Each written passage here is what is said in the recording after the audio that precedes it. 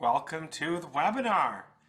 Well, we'll wait a little bit for people to stream in, but today I'm excited to help make you better and faster in this time of chaos.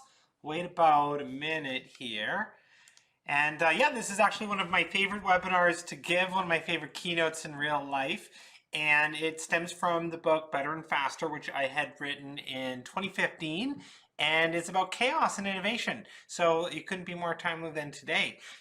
This is part of our Trend Hunter 101 series where we're going to go through a lot of our fundamentals. So even if you've seen some of this content, you might not have seen it in this depth. And I would also like to note that I think it's kind of a unique time to brush up your skills. If you've been tuning into some of our other TH101 sort of sessions, you'll note that in our chaos framework, we talk about how when we exit a pandemic, historically, we don't just snap into a new normal and we don't go back to the way things were, obviously. There's an adjustment period, and in post-Spanish flu, it was the roaring 20s. It was a decade. And I think that we can expect continued chaos and opportunity to follow now. So with that said, I've waited long enough. I think we're here. Maybe if you're dialing in from somewhere fun, put in your city into the chat so we can get a sense of who's all here. But otherwise, I will kick it off. Here we go. I'm going to make you better today at adapting and faster at finding new ideas by thinking about how to help you get to your next level by navigating all the chaos of the world and hunting new opportunities. Human hearts, rocket ships, scorpions, and origami. Those might seem unrelated to your quest, but they're more connected than you think, connected through a chain of chaos. And if I can show you to connect the dots, I could make you better at anything related to adapting. The key is that your next big idea is probably something closer within your grasp than you think.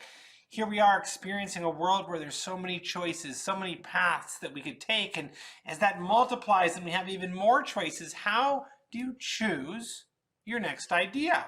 How do you choose what is that big, bright, brilliant, beautiful, futuristic idea that is right for you? I'm going to walk you through some of the tactics for overcoming neurological traps that block us, evolutionary traps that block us from hunting new ideas. We're going to get a little bit deeper into the lessons of why some companies are so good at adapting while others seem to miss out. We could do this in a couple ways. We could talk about Fortune 500 companies as examples, or we could talk about bear fighting, video games, reclusive billionaires, rap stars, and convicts who turned their businesses into empires. So the choice is yours. What do you want to talk about? Fortune 500 companies or convicts who turned their lives around? Any guesses? I'm going to guess which one you picked. I like you already.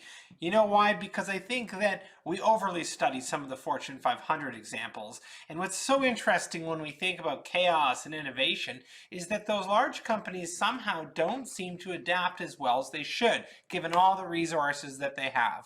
The average lifespan of a Fortune 500 company has fallen from 75 years in the 1950s to 15 years, and I'm going to bet post-pandemic you'll see that fall in half again. So ironically, these companies that are so well prepared are somehow not structured to actually adapt. And therefore, they're not good.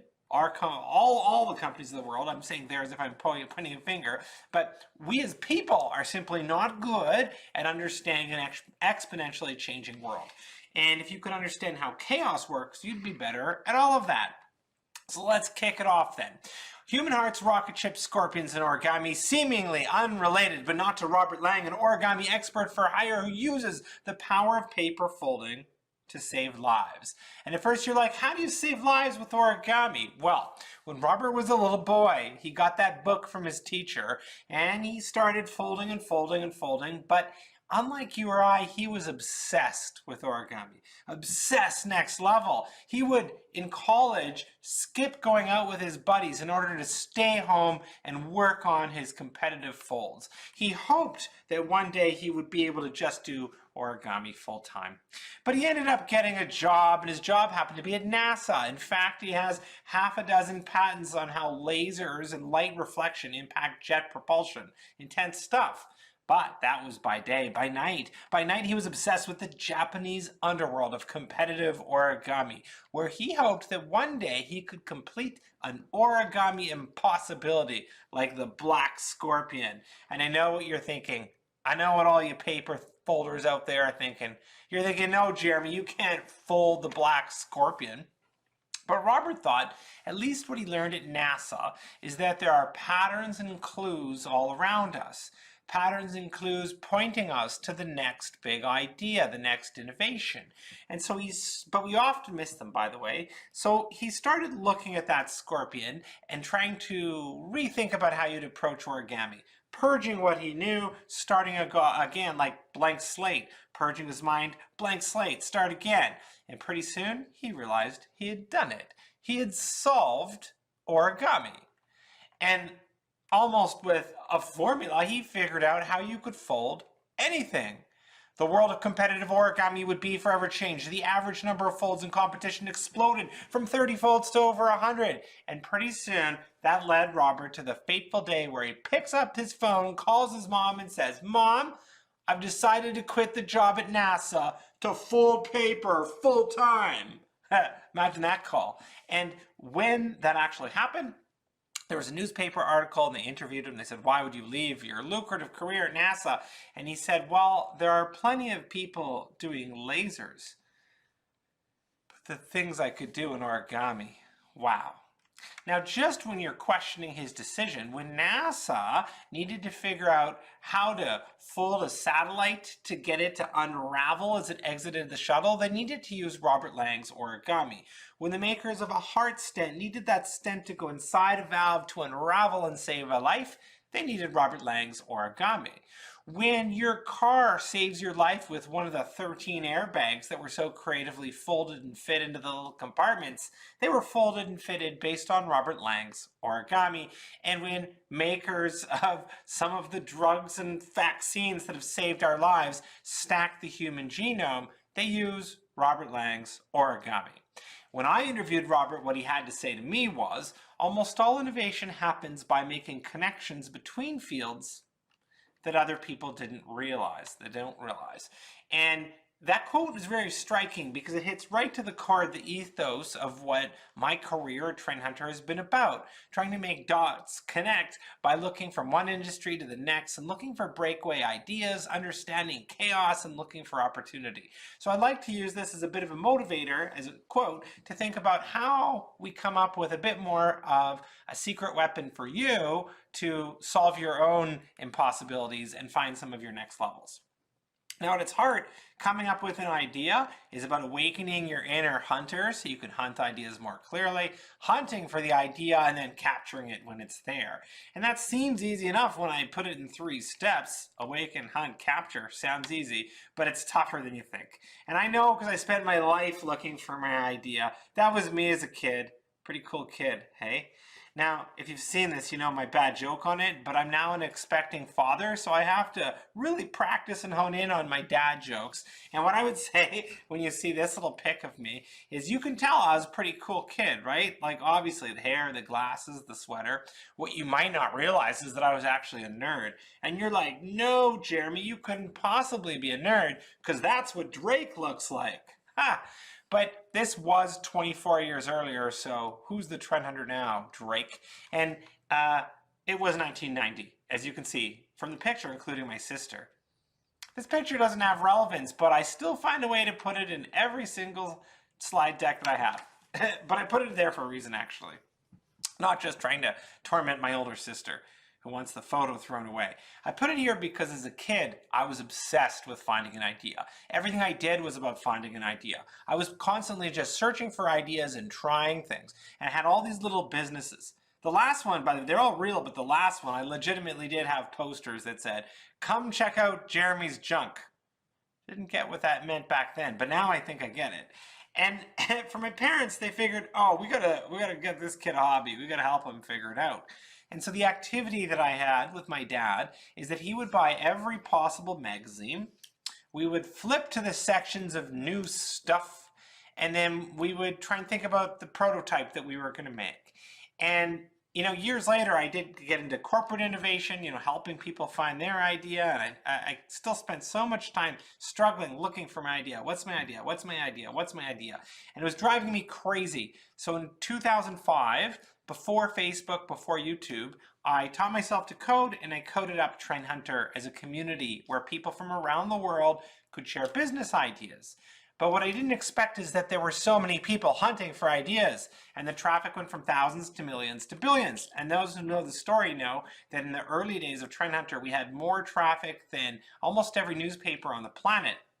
And yet it was just, there wasn't a business model, by the way, so don't think it was too glamorous. But we were just a small team hunting for ideas and inspiration.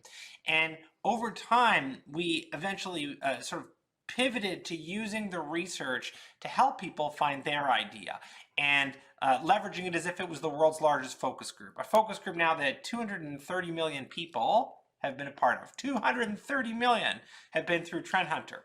So from that, we've worked on a lot of projects. I think so far now it's about 10,000 projects, helping smart people like you find their idea. Why do I put that there? Because I think it almost always boils down to one thing. You and I are willing to work hard, so how come some people find an idea and some don't? And ultimately it's because those real breakthrough ideas, those real things that get you to the next level, are sort of overlooked opportunities. And that's why these 3 steps are actually more important than you'd think. So let's kick it off with how to awaken your inner Trend Hunter. After 10,000 years of evolution, effectively as farmers, we're pre-wired with a series of traps to repeat and optimize whatever led to last year's harvest. And that's why you see great companies miss out on ideas so frequently.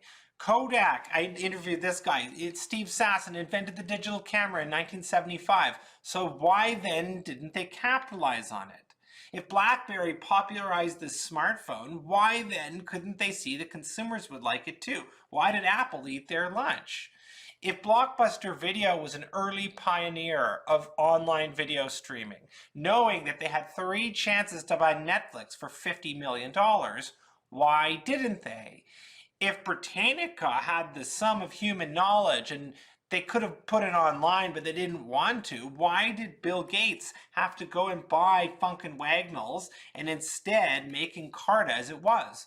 But then how come he didn't decide to give it away for free online when Encarta was still being hung on to as a CD-ROM? Let me flip it around and I'll give you a different one and put the name of the company in the chat if you can guess this. Guess the company. From their website, it used to say, blank has been turning creative ideas into breakthroughs for well over a century. And by the way, this is such an iconic innovator. They said on the website, I screenshot it, used to say on the 7th day, God created this company. That's pushing it, but it said that. They invented grammar checkers, electronic dictionaries, the laptop word processor, and PDAs. Guess the name of the company. Apple, Microsoft, IBM, Xerox. You see all the usual ones. But it's actually Smith Corona, the best typewriter company in the world. And I was one of the first ones ever to do a case study on Smith Corona when I wrote and published Exploiting Chaos in 2008.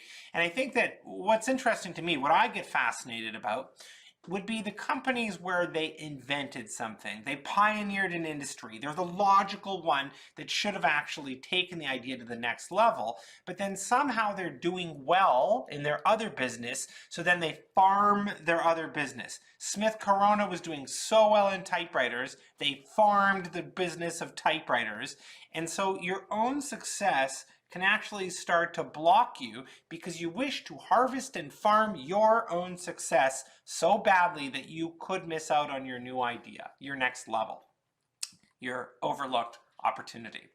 And if I break that down from an evolutionary perspective, we all know that in a time of chaos and change, or if you're down on your luck, or if you're starting again, we're actually pretty good at adapting. We know how to adapt. We can figure it out. So the premise is that 10,000 years ago, when we became farmers, that caused a series of traps. Now we repeat what led to last year's harvest, we farm.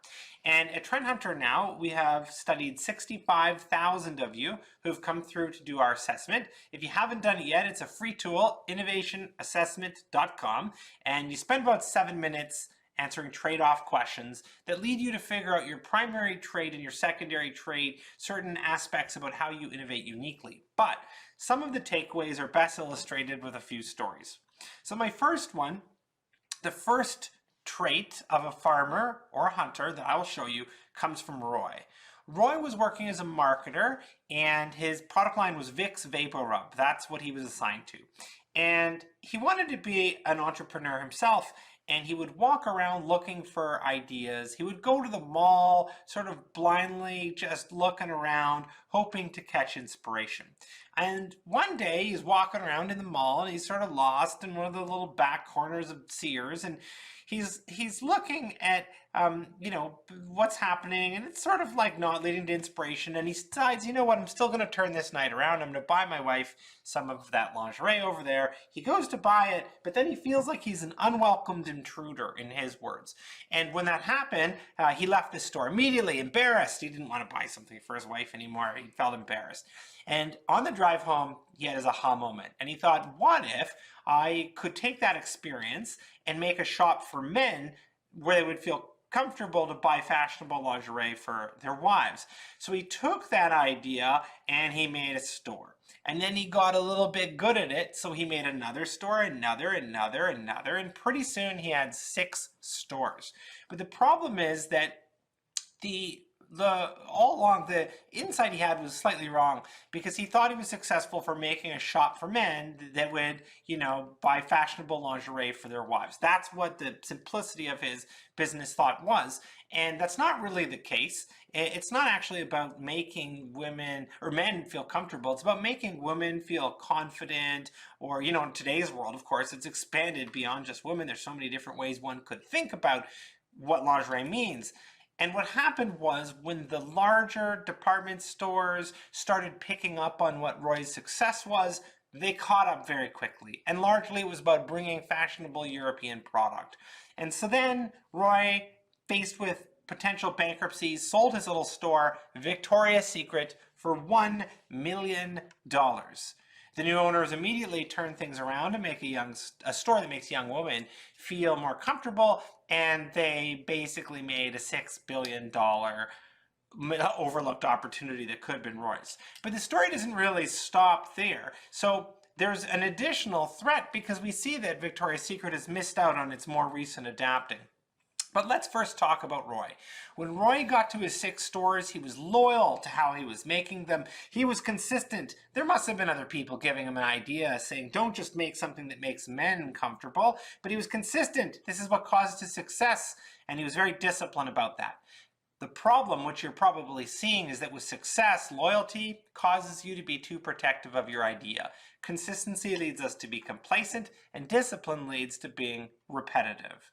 Now, what ended up happening? Well, basically, Victoria's Secret grew to about $6 billion, and they too started farming, because Victoria's Secret started clinging to the Victoria's Secret angels and not embracing different body types, not embracing certain trends like athletic wear, leisure wear, and because of that they found their revenue falling in half, and eventually found themselves in scandal for not paying attention to what was happening in pop culture and sort of people's broadened variety of bodies, shapes, and gender roles, a whole wide category of things that were overlooked. Now they're making an attempt to come back, but we see the same thing happening. Loyalty becomes to being too protective, consistency leads to complacency, and discipline leads to being repetitious. Now I'll give you a different example. Same industry, but guess who this guy is? He's an 86-year-old dude who works really hard, wears the same blue outfit every day, eats lunch at the same place, and was not even photographed until 1999. Now, the weird part is he's worth more than all of these characters combined, because this is Amancio Ortega, who amassed a $70 billion wealth from creating a fashion company that does the opposite of what Roy's business effectively was doing, to create a company that was perpetually trying to destroy itself to look for new ideas. So Zara has been called by Louis Vuitton as possibly the most innovative and devastating retailer in the world. They didn't say that about Amazon. They said it about Zara, because what happens is a designer comes up with an idea for a little red dress that has a stripe on it. And pretty soon they're able to get that in not just 12 months, but to get that design turned into a fabric that's turned into a sample that's in the stores and being tested in 14 days. They go from someone drawing it to being in stores in 14 days. Now, there's a whole issue with fast fashion and how that causes us to overly consume. And Zara is doing different things in the eco side, trying to upcycle and recycle. But let's not make this an eco discussion. For now, let's focus on the speed of the insight and the willingness to move on. Because if that dress is in a store and you walk up to it and you tell a retailer you don't like it, or if they say, why do you or do you not like it, and you say, I don't like the stripe, then what's so interesting is at every store in the terminal, they write that back. It goes to the designers who only made the dress 2 weeks ago, and pretty soon there's a new dress with no stripe in all of the thousands of their stores. When they expanded to Sydney, they found a 16-year-old girl who said, getting a Zara is the signifier of a stylish city. Thank God, she said, we won't have to be a third world fashion country anymore. Pretty intense. Now, for Mancio, I think the wildest part would be, imagine meeting that young woman and being able to say, I designed that little dress and I wear the same blue outfit every single day. He summarizes to his team, he's a very reclusive billionaire, but he summarizes by noting the daily task is marked by self-improvement and the search for new opportunity. And that's part of what has made Zara better and faster. Now, the experience that you just saw in that story shows how they've built a culture around harnessing curiosity, being insatiably curious and insatiable is a different word, insatiable about trying to find new ideas and willing to destroy. They're not hanging on to that old design of the little red dress with a stripe. They're willing to move on. Now, in truth, it's not perfectly good to be completely a hunter. Curiosity can lead to being distracted. Insatiability can cause us to be dissatisfied. And being willing to destroy it can be reckless. And of course, that's the eviler side of fast fashion. But generally, you can see the sharp difference between the two different approaches to business. And in truth, we need balance. We need to recognize that we can't just farm because things have done well, and we need to channel that inner hunter, but not let our success get the best of us. So let's look at these in more direct examples. First of all, how does consistency lead to complacency? Well, I can only show you this if I ask you a very serious question. We'll open up that chat. The question is, who's the greatest rapper of all time? I want you to put the guesses out there. Let's see. Who's the greatest rapper of all time? Don't be afraid. Put the guesses there. All right, the answer? MC Hammer. MC Hammer, in the peak of his fame, had a $500,000 a month payroll just for his entourage. He had 2 Boeing 767 jets because the 400 of them had to fly in style and class. And as a result, hanging on to that success, we know it didn't work forever, or we'd all be wearing those Hammer pants. But the problem is that our human nature is that we assume the status quo will last forever, and that's why Hammer needed to Boeing 767 jets, and of course he ended up going bankrupt. Then he got back to it, made another couple million, and went bankrupt again. He actually had about 11 albums. It's a lot more than you actually think. He's had .com startups that he had a startup that had people competing in their online dancing, maybe in a slightly different world that could have been the thing that inspired TikTok. But we see this in other industries as well. 78% of NFL players go bankrupt within 5 years of playing. That in an industry where the average salary is $1 million a year? Are you kidding me? And if we dial this up to the corporate level, it actually becomes even more expensive because it shows us that your success fuels complacency. And that's an example of how our farmer trade of consistency can lead to problems. How do you get out of it? Well, you need to channel your insatiable nature to hunt for new ideas, to think about that example of Zara and think about how in your own organization or in your own life could you be more hungry at insatiably looking for new ideas. In the words of Peter Drucker, in a time of chaos and change, it's not the questions that change, it's the answers that do. So what are the new answers to those core questions about the consumers in your particular market? I'm actually going to ask you 16 specific questions as we go along, and they're going to sound in some sense a little bit generic, but if you thought of them more deeply, they're the sort of questions that would help you rethink about how the answers are different in this current time of change. Because everyone wants to get better and faster, but not everyone puts in the effort. So let's do this. For insatiability, how often do you experiment with ideas that might not work? And how different would you act if you knew there was a team working 24/7 to eat your lunch? All right, this brings me to discipline. Discipline can lead us to being repetitious. You know, you think of things like Farmville, some of you probably bought Smurf berries and other digital goods, and of course, these were the earlier places for you to spend money in online communities. But a lot of it roots back to some of the earlier principles from George Broussard and Scott Miller. The two were responsible for inventing shareware, effectively the freemium model that we now use in almost every possible game download product. And when they actually invented sort of this concept, it was for other people. They were helping other people sell video games. And then one day they said, why don't we make our own game? And they invented Duke Nukem. It was so successful they became millionaires, so they launched Duke Nukem 2. Now they were tens of millionaires, so they launched Duke Nukem 3. And this is what led them to the excitement to launch, you guessed it, Duke Nukem Forever. But the problem is, as they developed Duke Nukem Forever, I want you to look at the difference in the graphic quality. It was a completely evolutionary change. And when they got ready to launch it, they went to the video game convention, they're all excited, and then they realized their competitor, Unreal, had launched a new engine, the Unreal Engine, which basically meant that their entire game could have been better. So you can launch the one you already made and maybe just use the new engine to make a better next game, Duke Nukem 5. But instead they went, nope, ours is the best game, best graphics. They went back to the office and they said, we're canceling everything and we're starting again from scratch because now we have lots of money, we're successful, this brand is beautiful, we're not launching something until it's perfect.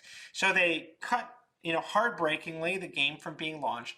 Then they spent not months, but it ended up taking years. And when they were finally ready to launch Duke Nukem Forever, they went to the video game convention and it happened again. Unreal launched another graphic engine and it was even better. So heartbreakingly so, they know what to do. They went back to the office and said, nope, we're not releasing it. We're throwing it away and starting again. Duke Nukem 1 took 6 months and cost $300,000.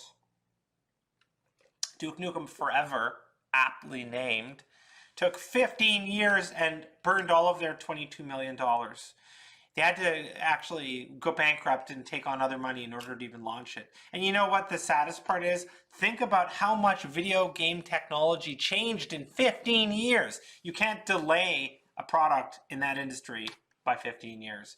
And it shows us that once we're successful, we repeat and optimize until perfection or perhaps our own irrelevance, which explains all sorts of organizations that have missed out. Smart people overestimate our level of control.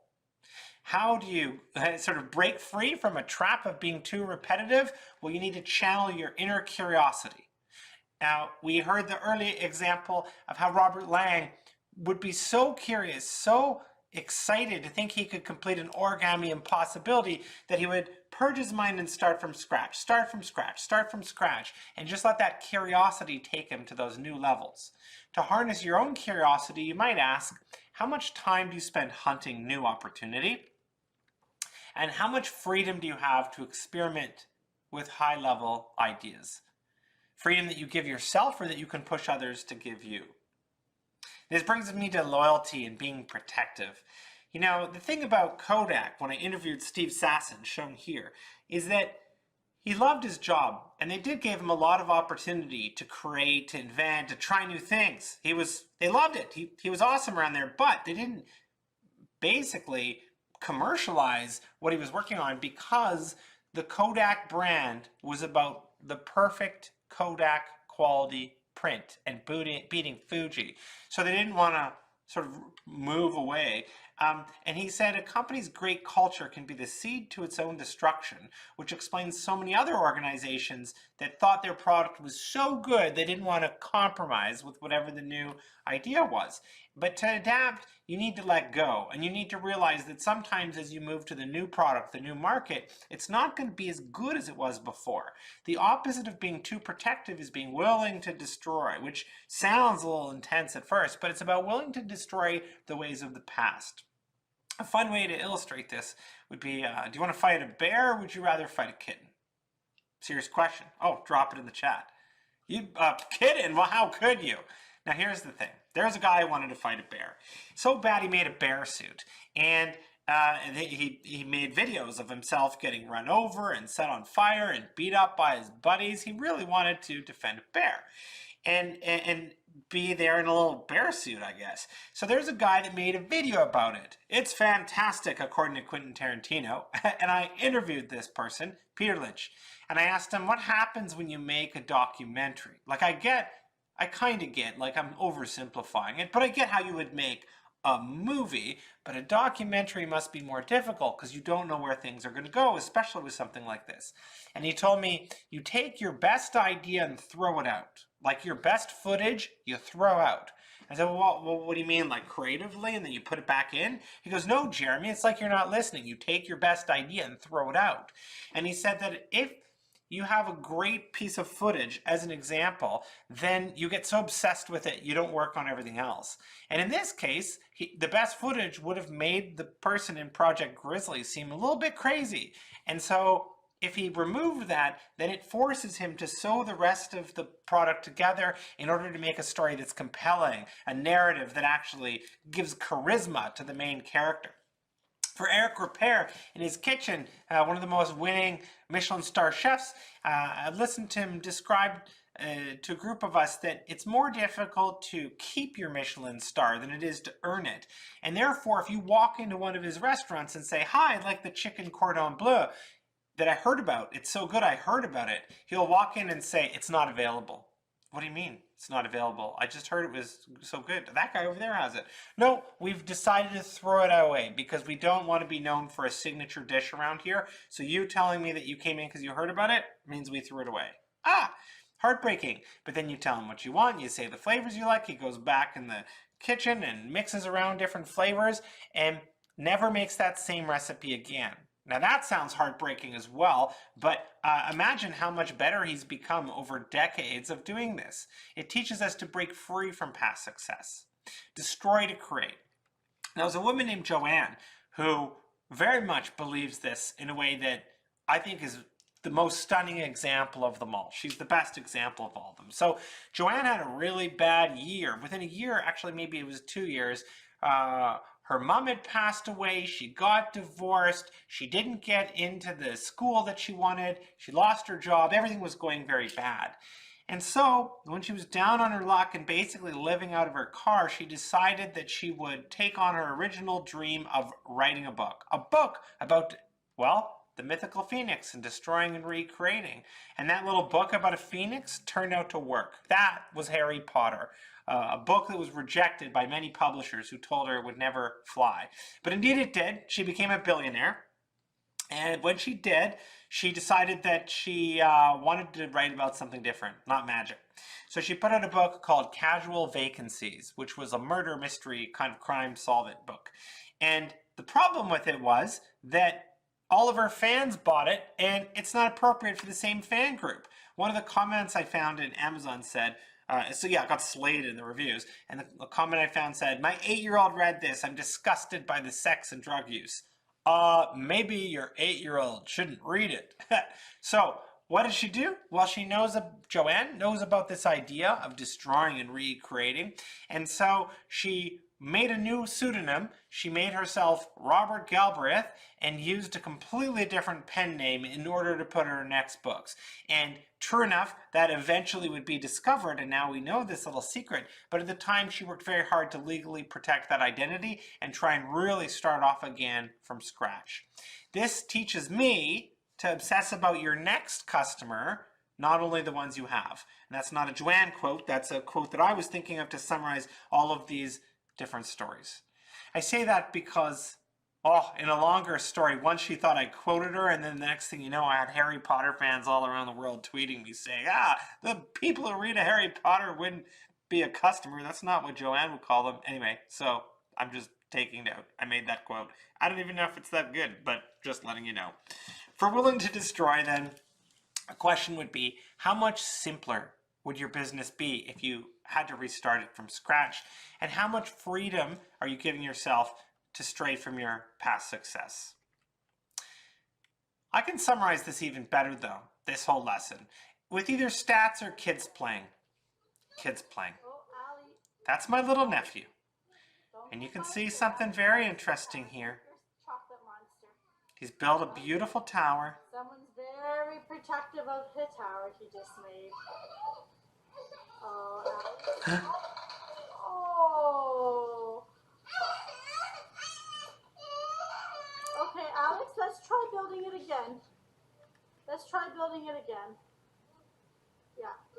Boom, back at it. Okay, so what's the business lesson here? Why am I showing you little Alex? Well, he's built something magical, but he's using the same approach, and now he's consistently trying to build. Time for a new foundation, a new infrastructure, buddy, but he's got a way. He's got discipline. And then the young Gen Z comes. She's going to destroy it. Just like everything. Get away, chocolate monster. He becomes very loyal and protective. And then he starts repetitively circling his castle over and over and over again until eventually he disrupts himself. At first, it's a little bit difficult, but then for the young millennial, by the way, I will tell you first of all, she is curious, insatiable, and most certainly willing to destroy. But when he's down on his luck, he too is curious, insatiable, and willing to destroy and ready to get right back at it. Give it up for little Alex. Now, if you want to dive into these profiles a little bit more, you can go to brand new website URL innovationassessment.com and join 65,000 of us who have taken the assessment.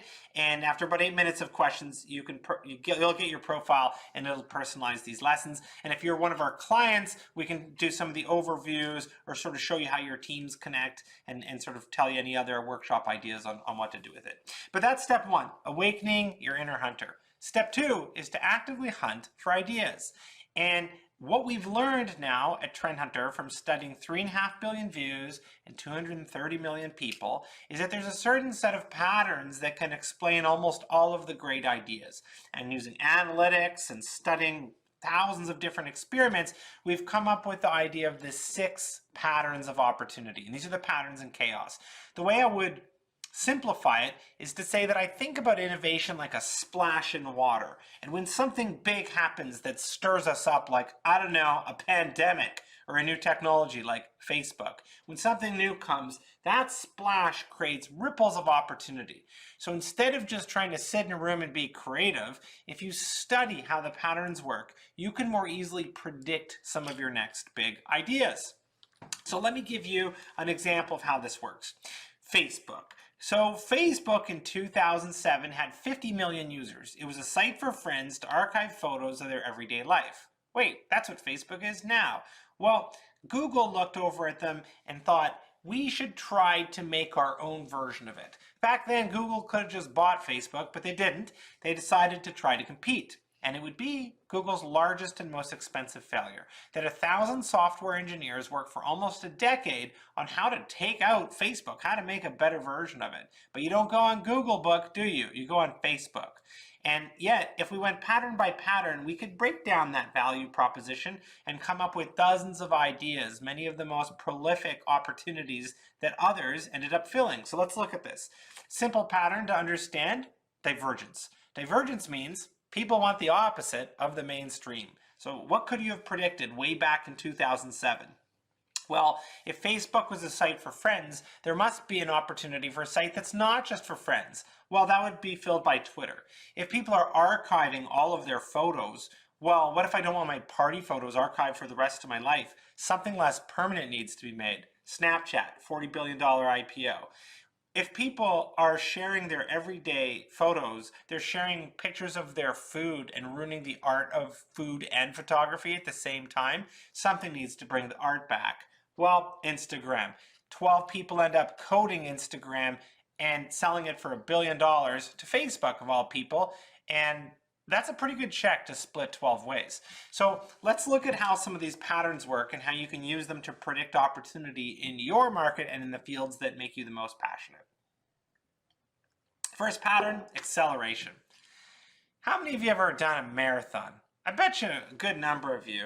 Now the thing about it is, there's a guy named Will Dean, and he said, marathons are dumb because why do you have, for decades, tens of thousands of people in a timed race? Why is it a race? It's your life accomplishment, sure, and you do this, but if you ask someone who did a marathon, how did you do? Inevitably they say, oh, I finished, I barely finished. Or they say something like, that sort of discredits their own wonderful achievement. So Will Dean wanted to do something that was different. He wanted to accelerate. Why does someone really do a marathon? And if you listen carefully, the person, almost anyone who's done one, will tell you, oh, they want a sense of accomplishment. It wasn't the race, it's the sense of accomplishment. So he created Tough Mudder. And Tough Mudder ends up creating that experience. There's no clock, there's no timer, there's no ranking. You just go out and have fun. And because of that, you run it with your buddies. And you go through fire and all this wonderful stuff where they're photographing you. So on Monday morning, when you get your pictures from your Tough Mudder back, you send them to every single person that you know. They end up going from $0 to $70 million in 2 years, which is amazing. And their two competitors then start after, getting to 30 and 50 million in the 2 years that follow after that. It shows us that you're not trying to make a bigger marathon. You're trying to rethink about what people actually want, and that's what you accelerate. Acceleration is about perfecting one thing, creating an aspirational icon, exaggerating a feature, or trying to reimagine a solution. You might ask yourself specifically, what is it that you're trying to achieve? What's that core thing? And how might you redefine the most important feature of that to really accelerate it? Cyclicality. Well, it's no secret that a lot of things repeat. Retro, nostalgia, generational trends cause things to come back. And they often surprise us when they do, but they shouldn't, because you can predict a lot of trends. In fact, a lot of these things seem really obvious in retrospect. I'll give you an example, all the trends that happen after a pandemic. And that's a shameless plug for my other keynote, which explains some of the post-pandemic trends. But the point is, we seem to be surprised, even how we dealt with the pandemic. A mask, social distancing, quarantining, those things have been going on since Venice and the bubonic plague. The point is, we repeat again and again. And the example that's not pandemic related, that's simple, is the giant sea turtle. The giant sea turtle doesn't look like it's up to much right now. It's kind of randomly going left and right. And if you were to ask me what its pattern is, I don't know. But if you stood way back, you would realize it's in the middle of a 2-year migration pattern that will take it 20,000 kilometers back to the very same beach where it was born. Wow. And it repeats that journey basically every 2 years for its 100-year life. To see the trends, to see the cyclical patterns, you need to step back from your day-to-day, look for clues, and when you think you've got one, act fast. Cyclicality can mean retro, nostalgia, generational trends, economic, or seasonality. The questions that can get you there include, since your last reinvention, how much of styles, tech, and culture changed? And what do your next customers think about your relevance? Convergence. Well, here's where we get to see. What do you want to learn from a billionaire tycoon or an ex-con? Ah, the con. This is David Dell. He lived a wild life. Police chases, crystal meth. Basically, you wouldn't have thought if you were his parents that things were going to work out well for him. And sure enough, he ended up in jail. And he was in jail for 10 years. But when he was in jail, he started thinking about how he wished he had paid attention to the family bakery so that maybe he could help out. And after a decade in jail and researching, when he came out, he didn't know one real simple way to make the bakery better, but he did all the little things that he could imagine. He made them organic because he heard that that's getting a little more traction. Local delivery with local sourcing of products. So they'd actually deliver loaves of bread to, let's say, restaurants on bicycles. And this is in Portland, Oregon.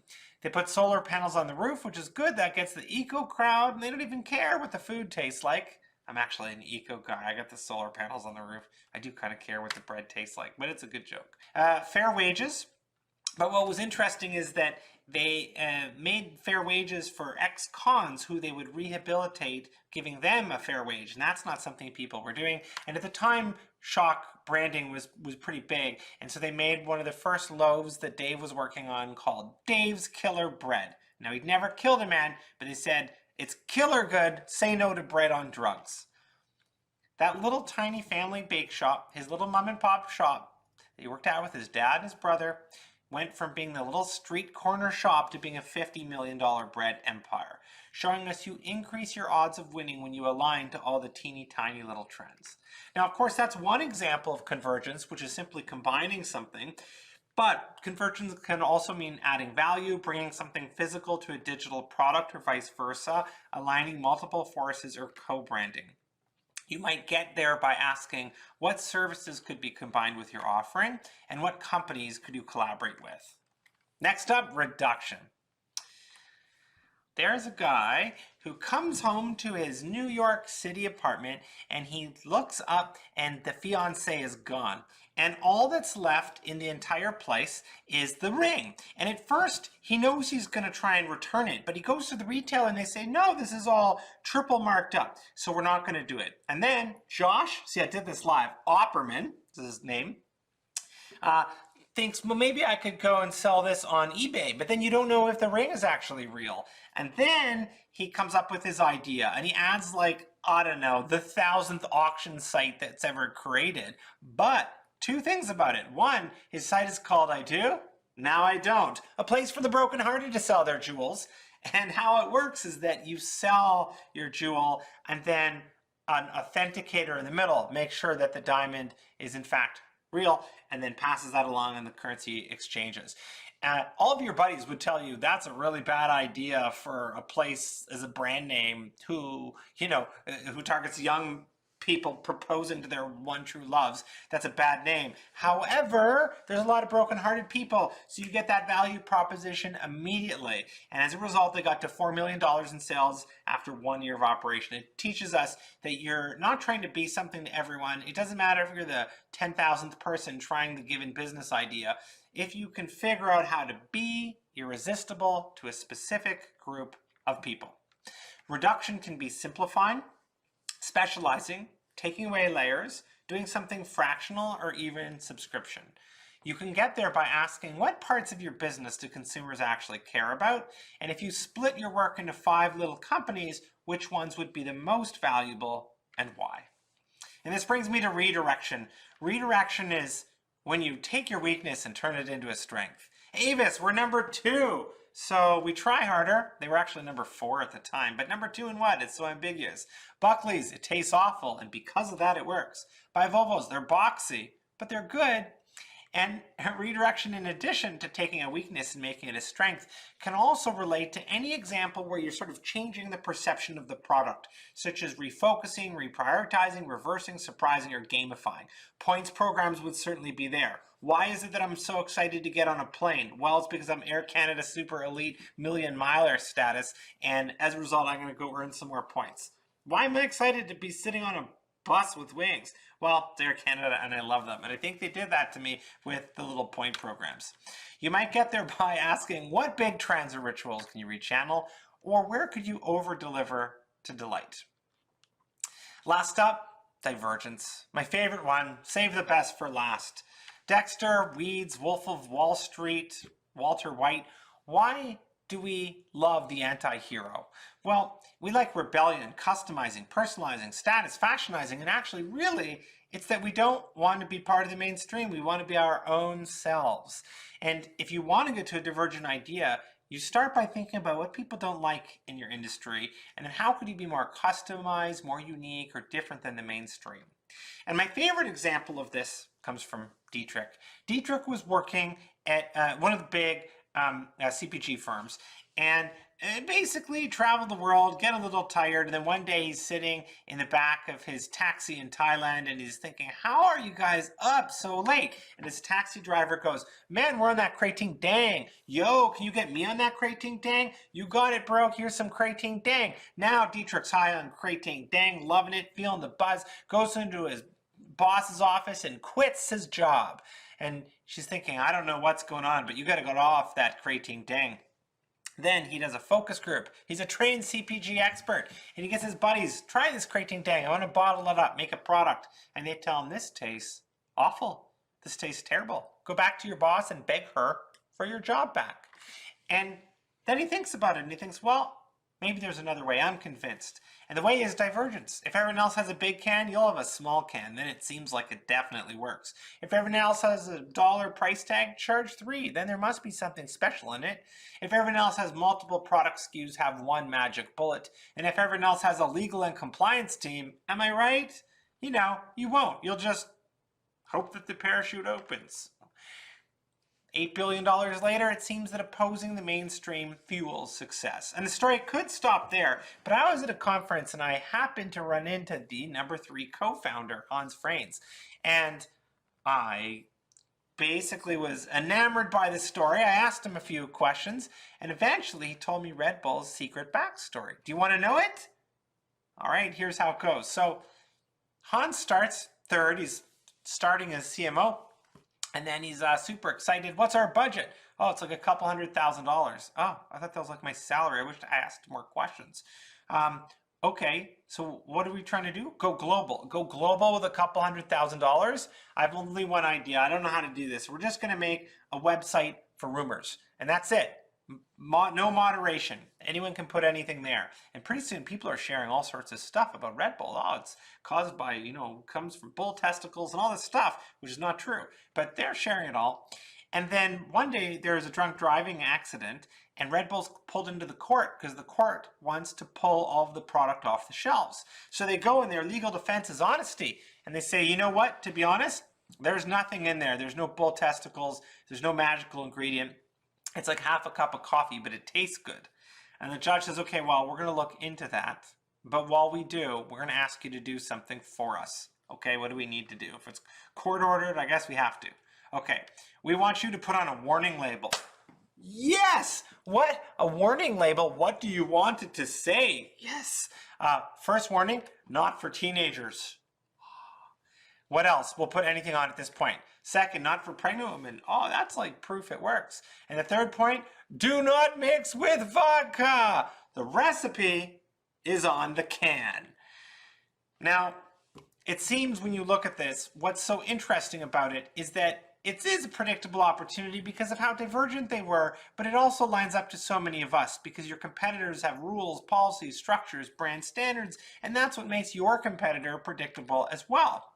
And when you diverge, then you're actually able to create something that creates consumer love, showing us that chaos creates predictable opportunity. I'd like to thank you for being a part of this. It's fun for me to do my keynote from the previous book. It's been a while since I did that.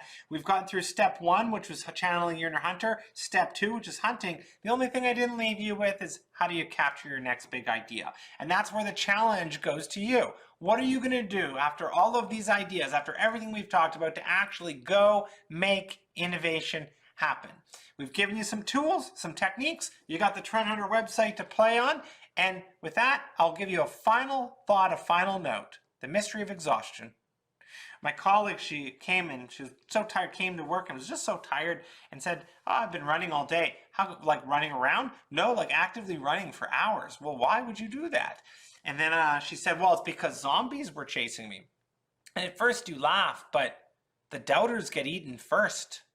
And that's when I realized it. It's not really as simple as it sounds. It's that a million years ago there was fire. Fire led to bombs. Bombs led to cannons. Cannons led to muskets. Muskets led to rifles, which led to bullets, which led to rockets, which led the Russians to win the race to space. And pretty soon Sputnik was orbiting the sky, sending a beacon down to America. Beep, beep, beep, beep, beep, beep, beep. As if to say, we did it, we did it, we did it, you didn't. That made the Americans upset. And so they told their boss, we need to try and get use of the supercomputer because maybe we can triangulate where the stupid Sputnik is in the sky. And basically their boss excitedly said, that's great because I have nuclear subs and I don't know where they are. I don't get it. Well, if we take your idea and reverse it and put it in the sky, well, pretty soon we could find anything. That's great for the subs, but the Coast Guard loved it too. So did police, emergency rescue. Add in some maps, and now you and I could race around the world for geocached treasures. Now the smartphone comes along, and pretty soon the reason you can find your way around is because Google Maps makes it possible to integrate all this in one. Social media comes along, and pretty soon the only reason I, Jeremy, ever run is to try and have a little bit of a race against one of my colleagues and maybe score a win now and then, even though I haven't been able to in a very long time. And now I get it. The Walking Dead was the most popular show in AMC. And when an app came out called Zombies Run, you could go on your run, and as you would run, you'd be interrupted by the narrator going, "You need to get to the school. It's another mile up ahead."